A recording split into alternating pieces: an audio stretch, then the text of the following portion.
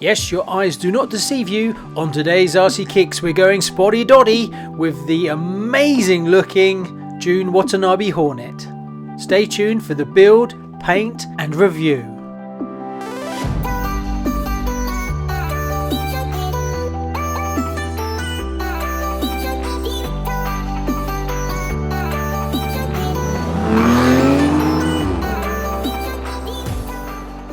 Hi and welcome to RC Kicks. On today's show I've got something super special for you. Well, it's a bit of a Marmite car. Some people love it and some people look at it and go, what the hell is that all about? And that is the Hornet Jun Watanabe. Now this car is quite iconic purely because of the way it looks, but if you don't know anything about it, I'll go through some of the history and who Jun Watanabe is and what happened and why is this car so special. So the Hornet Jun Watanabe, which is kit 58527, which was the original kit that was in parts that you could build, was for Japan only. Now later on it turned out that Tamiya released 250 just for the UK, and you got a certificate and they were all numbered individually. Now I didn't find any information on why they decided to do that, but originally this kit was to celebrate a collaboration between a Japanese clothes designer and Tamiya just for the Japanese market. Now it was released on the 27th of March 2012 and ran into 2014. Jun Watanabe is a fashion designer born in Fukushima, Japan in 1961, and when he designed this he also did a matching Reebok pump trainer. I'll put a picture up here, you can check it out, which I think is really cool. Now that's the thing about this car, when you look at the actual what the designer did, it's very radically different to what you're used to. So a lot of people were like, that just looks stupid, or that's ugly as hell. Me personally, I think it's brilliant. It's just the most wackiest out there kind of design. But the main thing for me that I really liked was it wasn't just a sticker wrap change. I'm not a big fan of these, there's a brat in blue, so it's a special edition, or there's a monster truck in black or something like that. They need to make more of an effort if it's going to be a special edition, and that's why the Jun Watanabe is my favorite special edition, because a lot was changed, not in the design of the car itself, but all the colors and the decals and the tires and the manual was all different. So let me just go through it. So this is basically what I've got here of a Jun Watanabe. Now the prices of Jun Watanabes have gone straight through the roof.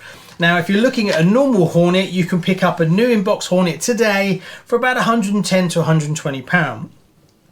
Jun Watanabe kits are going for 280 to 300 pounds. So you can see there's a big markup already on this special edition, when you're basically getting the same actual designed car, but apart from all the differences. So the differences are, most of the plastics are all in this lovely purple color.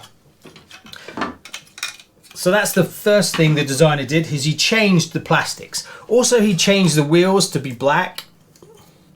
One of the other big changes he made was the tires. The tires are exactly the same design, but they're now in this pink color. Now you can see why a lot of people are like, oh my god, look at that car, it clashes and it's crazy. But that's a big change. Front tires as well. So these parts are really hard to get hold of, and you can't just take parts from other cars.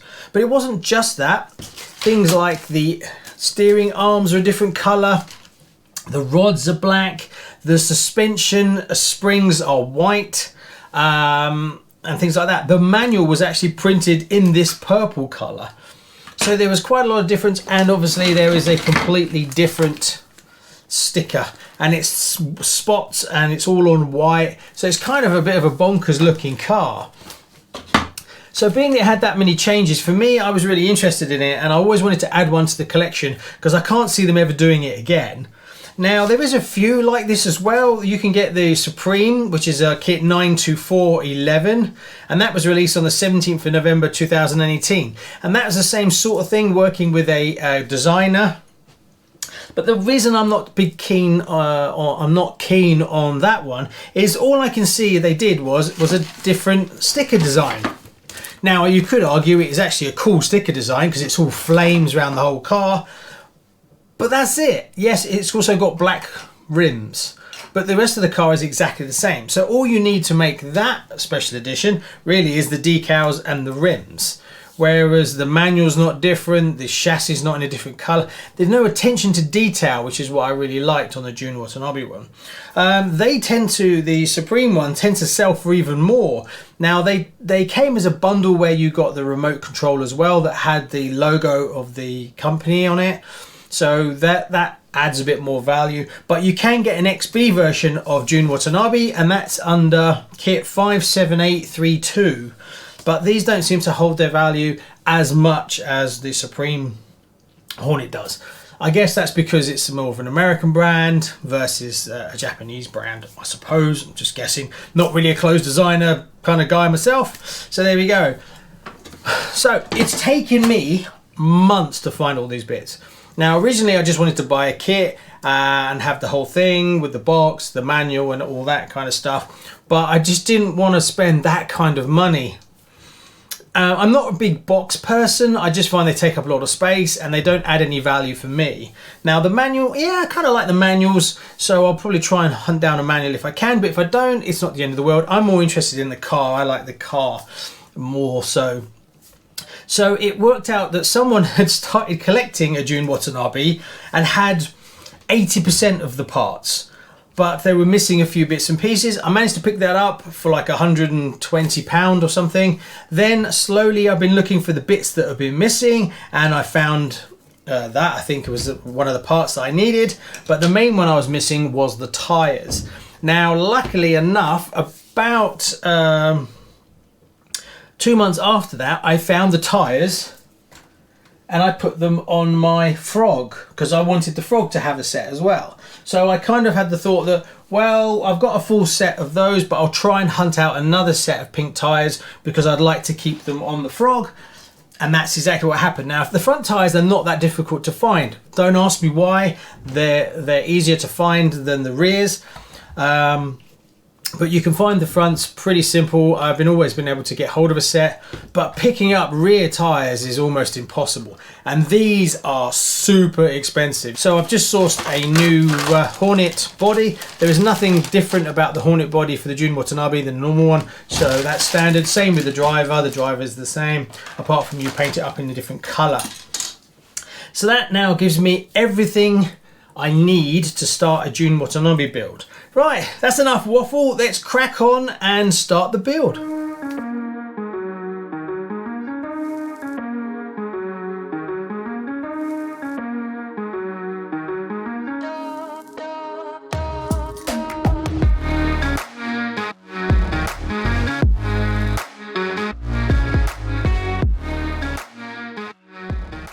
Right, we're getting there. The chassis is all pretty much done. I've just got to sort the wheels out, plug in the electronics and neaten everything up, and then we move on to the body. Super easy, nothing difficult at all. The only thing that I've noticed is that the uprights, they should be pink on the actual Jun Watanabe and mine are white. I've picked up some reinforced black ones because I think it will look better. I will keep an eye out and see if I can eventually get any pink ones. I could have sworn I had some, but I guess I didn't. But apart from that, we're looking good. The suspension is silver where it should be white, the springs, but I kind of like the silver. It looks a bit more simple. So whether I'll change them or spray them up, I honestly don't know, or just leave them as they are. We'll see. Right, let's get the wheels done. I've got to dismantle them because they're in white and I want them in black. Let's carry on.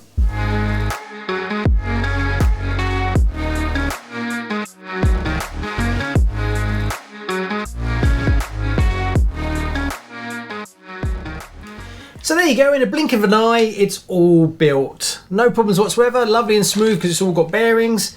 Very easy to put together. I've done quite a few now, so I don't barely need the manual really.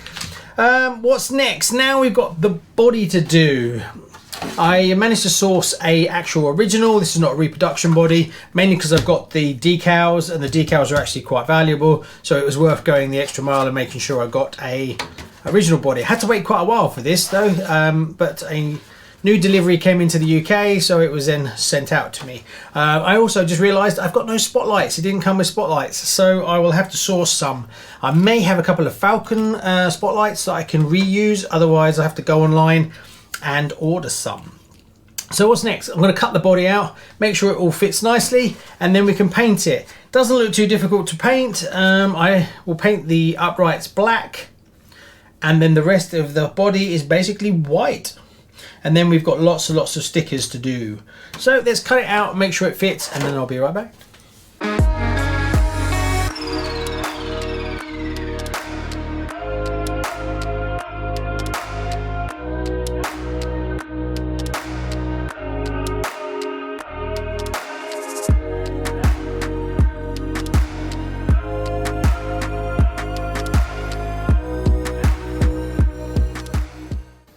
Okay, so that's the body all painted up. Was a bit of a pain in the backside, to be fair. Mixing black and white, you've got to be super careful. When you blow the black in, if you get any outspray anywhere else on the body, the minute you spray the body white, it shows up. I did have a few pieces, so I had to go back in with some polycarbonate cleaner, take off the layers, clean it out, and then blow it all in again. And then I sorted out all the little issues. I did have quite a bit of bleed through, so it did take me quite a while. So it was a bit of a mess. But I managed to bring it back to a level that I'm happy with. I also decided, as this is going to be a shelf queen, I'll cut the windows out, because I've always wanted to do that with a Hornet. Because if you look at the actual box art and things like that, there is no glass. It is just like a roll bar. But of course, if you're going to drive this and you've cut all the windows out, the minute you roll over once, you're going to pancake the body. What I did to kind of counteract that is I actually had some of the styrene and I made up some bars that fit into the body to give it a bit more strength, as well as once I paint them up black, when you look from an angle, you will see they are actual bars, so it will look a bit more real. I picked up some wire mesh, which is coming as well, so I'm going to cut that and put the wire mesh in there. So it's good to have somewhere to anchor to, and then I'll paint that black, so it should make it look a bit more real. A little bit more attention to detail. Obviously painting these black, they're supposed to be decals, but it's just better if you can put the effort in. But it is tricky to get it right because this plate sits on top, so there's a white area and then it turns into the bar, so you can't just go right to the top, and that is a bit of a faff to do well. But it came out okay. It's not my best work, but it's good enough. So I've got to paint the bars black, and then the actual insert bars black, and then I'll glue them into place. And then we'll cut the decals out and stick the decals on. So we're getting close to finishing this. Now this is just going to be purely a shelf queen. I'll never drive these, mainly because the tyres are just too rare and the chassis is so rare. But I'll leave all the electronics in it so it's fully functioning anyway. Right, wish me luck, keep going.